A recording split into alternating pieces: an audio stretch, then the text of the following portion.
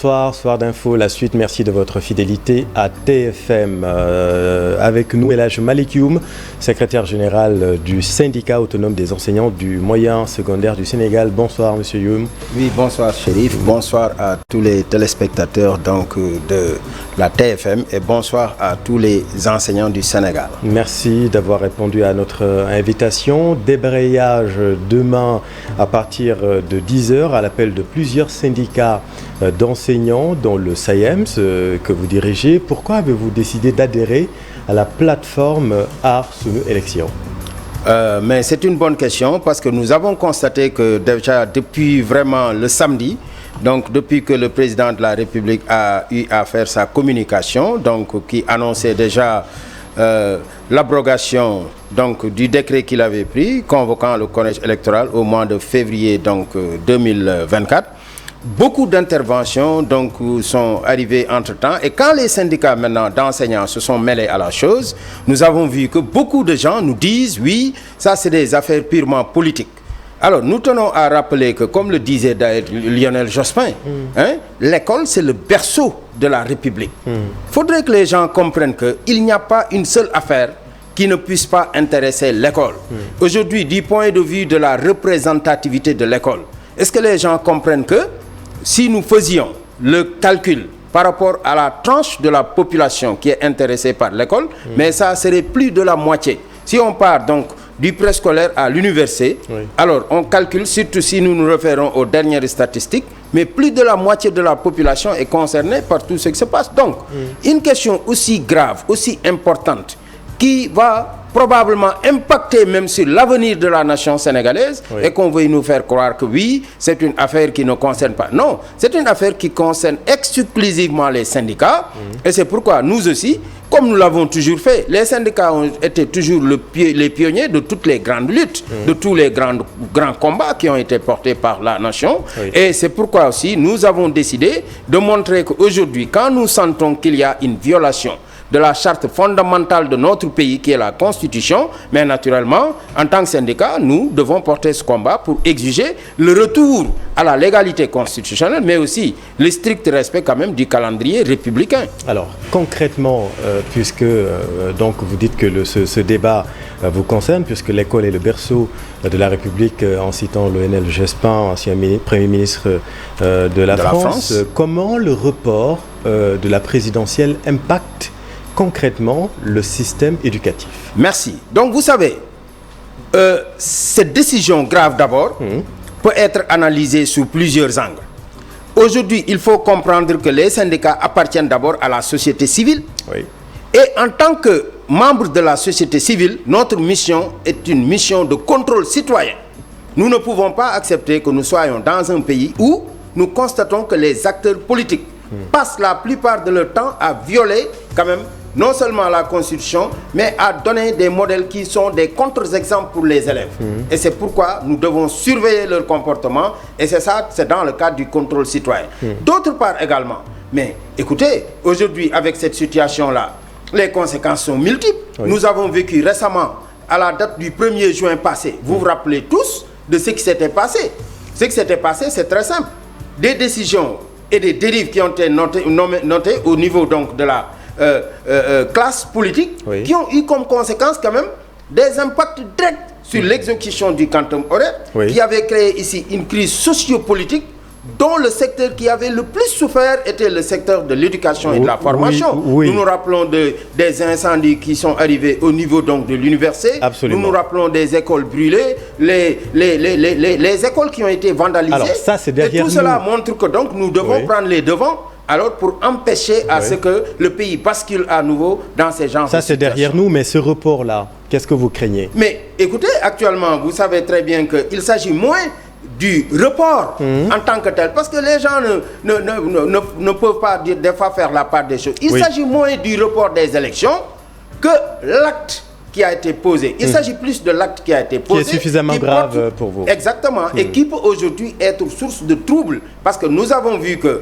c'est un acte qui est impopulaire, qui est anticonstitutionnel et dont les conséquences quand même pourrait être une instabilité que nous ne maîtrisons pas. Alors, en tant qu'acteurs de la société civile, nous avons pour mission de veiller donc à ce que la stabilité puisse durer dans notre pays, mais aussi que des secteurs aussi importants que des secteurs comme l'éducation et la formation puissent être préservés de tout trouble. Et pour nous, le seul moyen d'arriver à tout cela, c'est que aujourd'hui, cet acte doit être purement et simplement annulé pour qu'on revienne à la normalité constitutionnelle et qu'on puisse quand même respecter le calendrier républicain. Pour lever les équivoques, loin de vous l'idée de la partisanerie politique? Ben, vous savez, aujourd'hui, au Sénégal, on est dans une situation où, voilà, on est parvenu à la bipolarisation du pays. C'est ça. Ça veut dire qu'il y a deux pôles, soit vous êtes de l'opposition, vous n'êtes pas encarté, par exemple, vous n'êtes pas encarté, vous, politiquement? Ben non, moi, je suis quelqu'un qui n'appartient à aucun parti politique et je suis aussi un homme public. Je pense que s'il y a un parti qui m'a recruté, il n'a qu'à sortir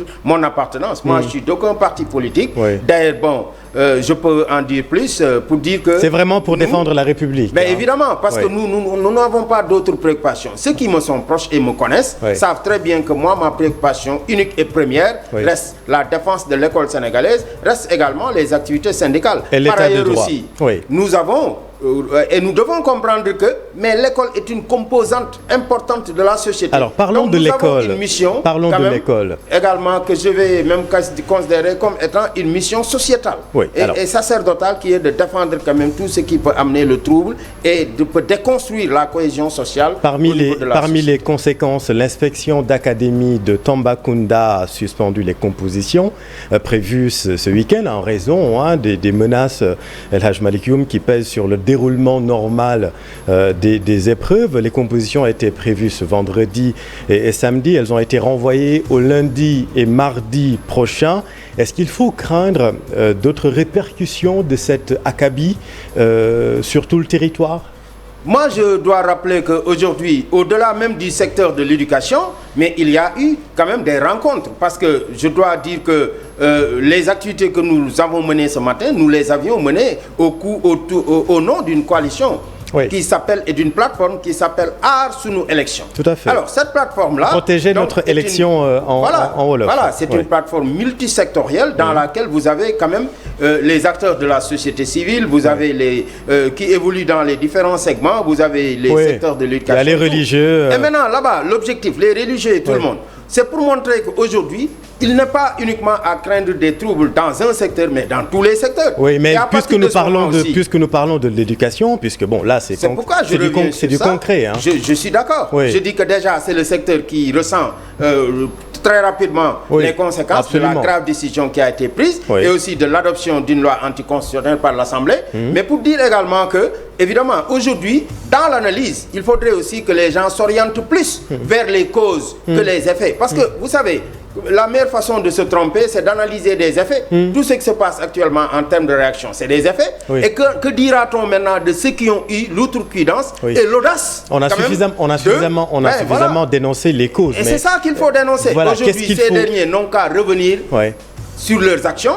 Et aussi, il y a un dernier espoir aussi sur lequel nous comptons. Nous pensons que le Conseil constitutionnel pourrait donc réajuster les choses en annulant toutes ces lois qui ont été prises de façon anticonstitutionnelle. Rappelons que la loi a été attaquée par les députés de Yewwi Askan Wi, une saisine en inconstitutionnalité. Mais franchement, il faut craindre des perturbations majeures dans le système éducatif puisque c'est notre sujet de ce soir. Bien évidemment, parce qu'aujourd'hui, je vous le dis et je le confirme, nous sortons également d'une réunion de concertation entre les syndicats uniquement cette fois du secteur de l'éducation cet après-midi.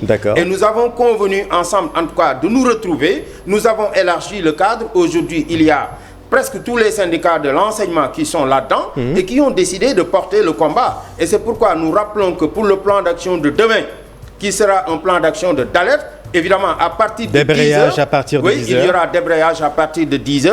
Et aussi, nous allons nous retrouver avec maintenant les acteurs des autres syndicats, d'autres secteurs, pour quand même travailler ensemble demain également à partir de 10h, parce que nous voulons élargir ce combat à tous les autres secteurs pour que ça soit un combat multisectoriel. Et maintenant, nous de l'éducation, on se retrouve dès la semaine prochaine pour voir, évidemment, quelles sont les autres actions, parce que nous avions nous envisageons également d'aller vers une marche quand même pour montrer aujourd'hui qu'il y aura une diversification aussi des activités que nous allons mener pour montrer tout simplement que nous n'exigeons pas plus quand même que le retour à l'orthodoxie, à la constitutionnalité. Alors si je comprends bien, le combat est multisectoriel. Absolument. Vous l'avez dit d'ailleurs ce matin, mais appelez les enseignants à rejoindre le combat, comme vous venez de le dire. Hein. Il y a eu cette réunion avec vos autres collègues. Vous allez laisser quand même les élèves pâtir de cette situation? Ben, vous savez, aujourd'hui, il faudrait qu'on le dise. Les élèves, c'est tout ce que nous avons de plus cher. Parce qu'en tant qu'enseignants, nous sommes les parents, nous sommes les papas, nous sommes les tantes, nous sommes tout pour les élèves sont tout pour nous. Et c'est pourquoi, des fois, je suis vraiment très désolé de voir le comportement donc, des acteurs politiques qui, quand ils posent des actes, ne réfléchissent même pas à la conséquence de leurs actes. Oui. Et aujourd'hui, mais si vous venez derrière pour sera toujours la conséquence de ces décisions si vous venez pour envenimer la situation ou bien la compliquer davantage. Non, vous savez, aujourd'hui... Ce sont les élèves qui vont encore une fois subir les conséquences. Et cette situation va les pousser à l'oisiveté. Oui, mais non, c'est pas ça quand même. Aujourd'hui, ce qui se passe, c'est que nous ne sommes pas là en train d'envenimer quoi que ce soit. Mais ce qu'il y a, c'est que nous sommes en train de porter un combat pour l'avenir de ces élèves. Pour qu'ils soient dans un pays où il y aura la démocratie. Pour qu'ils soient dans un pays où il y aura le respect des principes de l'état de droit. Pour qu'ils soient dans un pays où chacun pensera à respecter la priorité aujourd'hui. De notre pays. Aujourd'hui, c'est ça la priorité. Il n'y a rien de plus sacré que la constitution de notre pays. Et si elle est bafouée, elle est violée, mais nous n'avons pas d'autre moyen que de combattre parce que pour nous, alors ce pays-là doit être aujourd'hui gouverné de façon correcte et il faudrait qu'on apprenne à ces jeunes-là que la Constitution, c'est tout ce que nous avons de plus cher et nous devons rester dans la légalité constitutionnelle. Alors, El Hadj Malick Youm, le monde scolaire a connu plusieurs séquences de perturbations. Vous l'avez dit en propos liminaires. Avez-vous d'autres moyens quand même de contestation que l'arrêt des activités pédagogiques, encore une fois? Évidemment, parce que moi, j'ai dit tantôt qu'il y aura la diversification quand même des stratégies de lutte. Aujourd'hui, vous savez très bien que quand je parle de diversification, ça veut dire qu'il ne s'agira pas de faire tout simplement de bouder les salles de classe. On ne boude pas. Ce qu'il y a, c'est que c'est un droit, de quitter les salles de classe qui est consacré par la législation du travail et nous allons utiliser ce droit-là conformément à la législation. D'autre part aussi, je dois avertir qu'il y aura, et comme tout le monde l'a entendu, mais une diversification. Nous allons vers une marche. Nous allons vers d'autres types d'actions. Nous allons vers le port de brassard. Par exemple, déjà ce vendredi-là, nous avons appelé tous les imams quand même à inclure dans les prêches qui seront faites dans les mosquées quand même une partie qui sera exclusivement réservée à un appel pour le retour à l'orthodoxie, à la constitutionnalité. À côté de cela aussi, nous demandons à tous les musulmans qui iront prier de s'habiller en blanc pour montrer que nous voulons la paix, nous voulons la stabilité, nous voulons le retour à l'orthodoxie constitutionnelle. Et nous allons demander aussi à nos frères chrétiens et chrétiennes, nos frères sœurs, qui vont à la messe le dimanche. Qui vont à la messe le dimanche également, mais d'en faire autant, de prier pour le retour à la légalité, mais également pour le retour à la stabilité dans ce pays. C'est-à-dire la tenue de la présidentielle le 24 février et non le 15 mars. Parce que vous savez, il faudrait que les gens comprennent que, comme le disent les grands philosophes, mais la charte fondamentale, c'est l'expression, c'est la somme de toutes nos volontés. Donc, les acteurs politiques doivent à un moment comprendre qu'ils ne peuvent pas continuer à prendre en otage toute une population, d'autant plus qu'ils constituent une infime partie de cette population. Ils ne peuvent pas se permettre à chaque fois qu'ils le veulent, mais de prendre des décisions impopulaires dont le seul objectif est de satisfaire des avantages, quand même de satisfaire des préoccupations crypto-personnelles ou de faire dans la partisanerie, de faire dans ce qu'on appelle le clanisme, le clientélisme, et ça je pense que c'est du népotisme. Et surtout quand il y a les enseignants qui vont en grève, après ça n'arrange pas les choses. Ben oui, parce que les enseignants sont toujours les défenseurs de la nation.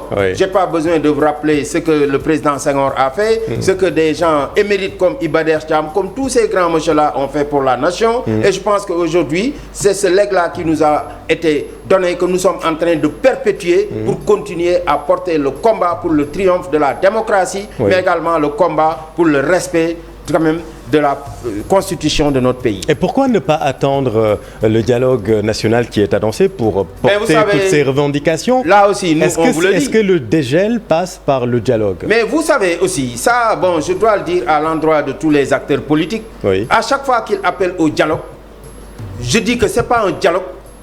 D'ailleurs, je me rappelle du dernier dialogue qu'ils avaient appelé. Eux, ils parlent de dialogue national. Moi, j'ai parlé de deal national. Pourquoi c'est un deal national? C'est les acteurs politiques qui pensent que c'est eux qui doivent se retrouver entre eux pour décider de l'avenir de la nation. Sans pour autant nous demander notre point de vue. Nous, en tant que syndicat, par exemple, le plus représentatif, les syndicats les plus représentatifs n'ont pas été conviés. Vous étiez écartés. Non, jamais on a été écartés. Ils se sont retrouvés. Et le deal, c'était autour de partage d'avantages, de voir qu'est-ce qu'ils vont faire par rapport à leur avenir, par rapport à la préservation de leurs intérêts. Mais cette fois-ci, puisque le blocage il est énorme, le président a appelé au dialogue. Est-ce que le SAEMS va participer au dialogue? Vous savez, je vais vous le dire. Ou la plateforme si nous sommes appelés à un dialogue, nous avons la responsabilité de participer et de dire ce que nous pensons par rapport donc à la bonne marche de ce pays-là. Donc oui au dialogue. Comme je vous le dis, aujourd'hui, ce qui se passe, c'est que le dialogue qui est appelé souvent n'est pas un dialogue sincère, ce n'est pas un dialogue inclusif, et c'est un dialogue orienté vers la prise en charge de préoccupations spécifiques à la classe politique. Et vous l'avez vécu récemment. On sort d'un dialogue, mais c'est un dialogue destiné à prendre en charge des préoccupations. Et nous, on pensait que d'ailleurs, au sortir de ce dialogue-là, mais on allait donc voir un pays stable, avec un agenda politique très clair et républicain que tout le monde allait respecter. Mais on a vu que c'était plus un deal avec des choses qui sont inacceptables. Et je pense que ces genres de pratiques doivent cesser dans ce pays-là. Alors, parlons de dialogue. Est-ce que vous avez essayé, dans un premier temps, de joindre, en tout cas de parler avec votre ministre de tutelle pour empêcher quand même de voir le système éducatif être touché davantage par ce blocage, par cette crise? Mais vous savez, aujourd'hui, le blocage dont nous parlons, qui est lié donc au non-respect de ce qu'on appelle la charte fondamentale, mais il y a pire que cela, parce que nous avons un autre blocage qui est encore là et qui est là depuis fort longtemps, qui porte naturellement sur ce qu'on appelle l'appurement du passif des accords. Vous voyez bien. Donc le ministre de tutelle aujourd'hui, lui-même et les autres ministres qui sont chargés de la mise en œuvre des accords, mais ils n'ont pas matérialisé le protocole que nous venons de signer. Ils en ont tiré un point qui porte sur la revalorisation salariale, qu'ils ont matérialisé dans une certaine mesure, mais qu'ils ont faussé même dans l'esprit parce qu'ils se sont permis au même moment de procéder à une revalorisation généralisée, ce qui fait que nous, la correction du système dont on parlait aujourd'hui n'est pas du tout effective, d'autant plus qu'il y a encore des écarts beaucoup plus importants. Donc cette affaire... nous pensons que, à part cela, les questions relatives surtout à la carrière, les questions des décisionnaires, au statut, toutes ces questions sont laissées en rade. Alors que ces revendications aujourd'hui sont reléguées au second plan. Hein. C'est pas le sujet. Il y a beaucoup plus important. C'est parce que si je vous comprends bien, en tout cas, la crise que nous vivons est un peu une goutte d'eau dans le vase de vos revendications. C'est ce que vous voulez dire? Évidemment, parce que je veux dire tout simplement que nous ne pouvons pas reléguer au dernier plan ces revendications. Vous savez pourquoi? La raison d'être d'un syndicat, c'est le portage des revendications et des préoccupations des travailleurs. Mais c'est pourquoi nous étions en train de les porter. Ça, il faut que ça soit clair. Et que pendant que nous y étions, pendant que nous étions en train de planifier des plans d'action et autres, et de tout mener en termes d'activité pour amener le gouvernement à respecter ces accords, il est encore survenu, pire que tout cela, c'est la décision anticonstitutionnelle qui nous a également poussé à quand même renforcer cette lutte-là, et nous allons vers le portage de toutes ces questions-là. Et la vocation d'un syndicat, c'est de porter quand même le combat pour l'amélioration des conditions de vie et de travail des travailleurs et des enseignants en général. Donc vous n'avez pas appelé le ministre de l'Éducation? Non. Le ministre de l'Éducation, moi je pense que il faudrait aussi qu'on se comprenne. Est-ce que vous pouvez lui lancer quand même un appel avant d'aller en tout cas se lancer dans un combat? Oui, mais c'est pas comme ça. Ça veut dire qu'il ne nous revient pas nous d'appeler un ministre ou un autre. Les ministres, ils sont là, nommés, et ils ont ce qu'on appelle des feuilles de route. Ils ont ce qu'on appelle des lettres de politique sectorielle dans leur mission. Si c'est nous qui devons les appeler pour leur dire ce qu'ils ont à faire, vous n'avez pas été contacté non plus. Si je vous donne l'exemple par exemple du ministre de la fonction publique, M. Galoba, mais voici un ministre qui ne maîtrise pas sa feuille de route. Lui, depuis qu'il est à ce poste-là, M. Galoba n'a jamais appelé... Ça, c'est vous qui le dites aussi. Ben oui, parce que moi, je l'ai vécu. Et tous les autres collègues SG l'ont vécu. M. Galoba n'a jamais appelé un syndicat à la table de négociation. Et quand vous déposez un préavis, lui, il attend jusqu'à l'expiration du préavis. Il ne vous appelle pas. Quand vous enclenchez et vous prenez des plans d'action et autres, il ne vous appelle pas non plus. Vous lui demandez de convoquer ce qu'on appelle le comité de suivi des accords. Il ne vous écoute pas non plus. Oui. Lui, il est plus... en tout cas, enclin à faire des activités politiques que de faire aujourd'hui ce travail qui lui est demandé et qui est hautement important, qui porte sur la prise en charge de la carrière des agents de la fonction publique. Oui. Et ça, c'est un travail colossal et sacerdotal qu'il n'accomplit pas et pourtant, il est là. Ouais. Merci beaucoup El Hadj Malick Youm, secrétaire général du SAEMS, un des orateurs de la plateforme Aar Sunu Élection. Merci beaucoup. Merci Chérif et merci à tous les téléspectateurs et bonne soirée à tous. Bonne soirée à vous, chers téléspectateurs. Restez avec nous, vous êtes au bon endroit.